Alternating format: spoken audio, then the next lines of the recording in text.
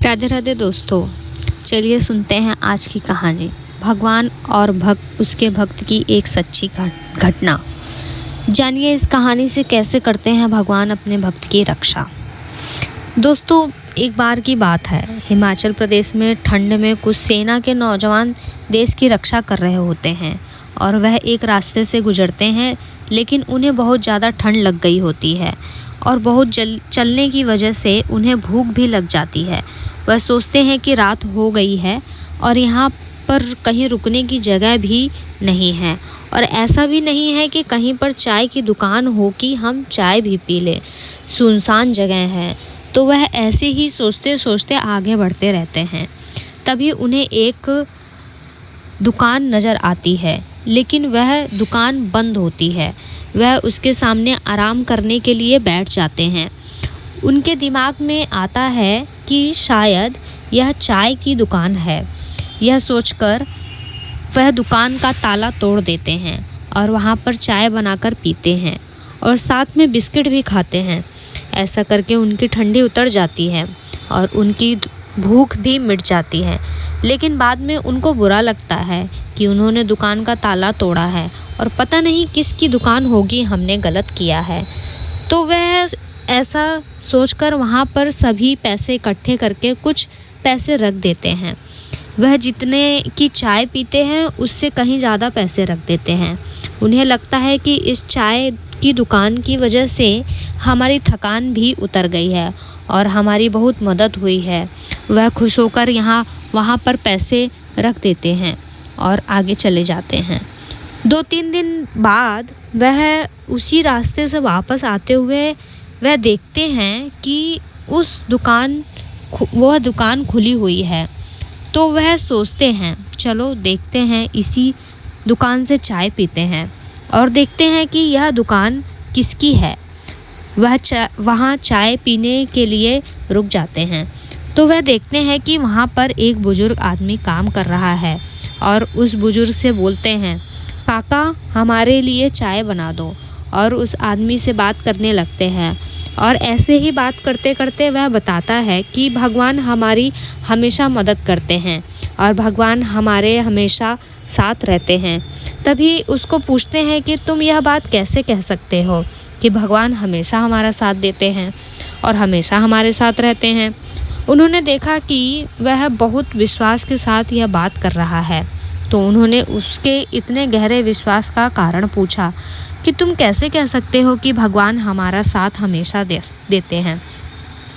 तो ऐसी बातों में बताने लगा कि कुछ दिन पहले की बात है, मेरा बेटा बहुत बीमार था और मैं उसका इलाज करवाने के लिए अस्पताल गया हुआ था और यहाँ पर मेरी दुकान बंद पड़ी थी और मेरी दुकान से ही मेरा घर चलता है। मैं भगवान को हमेशा याद करता हूँ, लेकिन मैं वहाँ पर भी भगवान को ही याद कर रहा था कि मेरे हॉस्पिटल में होने की वजह से मेरे घर की आमदनी बंद हो गई है। जो पैसे मैंने बचा कर रखे थे वह मेरे बेटे के इलाज पर लग गए। उसके अलावा हमारे घर पर पैसे नहीं थे। मुझे पैसों की बहुत ज़रूरत थी। जब मैं वापस आया तो मैंने देखा कि मेरी दुकान का ताला टूटा हुआ था। देखकर मैं तो बहुत डर सा गया और मैं बहुत परेशान हो गया। जब मैं अंदर आया तो मैंने देखा कि जितने दिन मेरी दुकान बंद रही उतने दिन के पैसे गुल्लक में पड़े हुए हैं। यह देखकर मैं सोचने लगा कि यह पैसे कैसे आए। तो फिर मेरे दिमाग में आया कि भगवान ने यह पैसे मुझे दिए होंगे, क्योंकि मैं भगवान को याद कर रहा था। इसलिए मैं आपको बता रहा हूँ कि भगवान हर जगह और हमारी मदद करते हैं।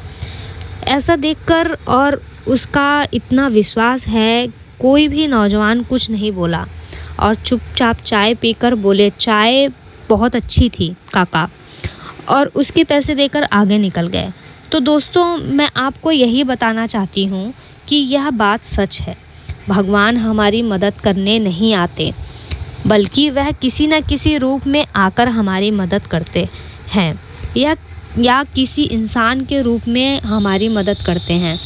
वह इंसान उस समय हमारे लिए भगवान जैसा होता है। यह आपने अपनी ज़िंदगी में भी महसूस किया होगा कि जब हम बहुत ज़्यादा संकट में होते हैं तो कोई ना कोई हमें बचा लेता है और हमें लगता है कि या तो हमारे लिए भगवान का ही रूप है। दोस्तों, यह बात सच होती है कि भगवान हर इंसान में होता है। अगर हम भगवान पर पूर्ण विश्वास करते हैं तो वह किसी न किसी प्रकार से हमारी मदद ज़रूर करता है। दोस्तों, हमें हमेशा मेहनत करनी चाहिए, क्योंकि मेहनत का फल ही भगवान हमें देता है। अगर हम फ्री घर बैठकर यह सोचेंगे कि हमारे पास बहुत सारे पैसे, बंगला, गाड़ी हो जाए, तो यह सोचना गलत होता है और ऐसा कुछ नहीं होता। और कई लोगों को आपने देखा होगा कि बिना मेहनत किए उनके पास बहुत सारा धन दौलत होती है और उन्हें देखकर आपको लगता होगा कि इनके कर्म तो बहुत हैं, यह कौन से अच्छे कर्म करते हैं जो इनके पास पैसे हैं, तो हम क्यों करें।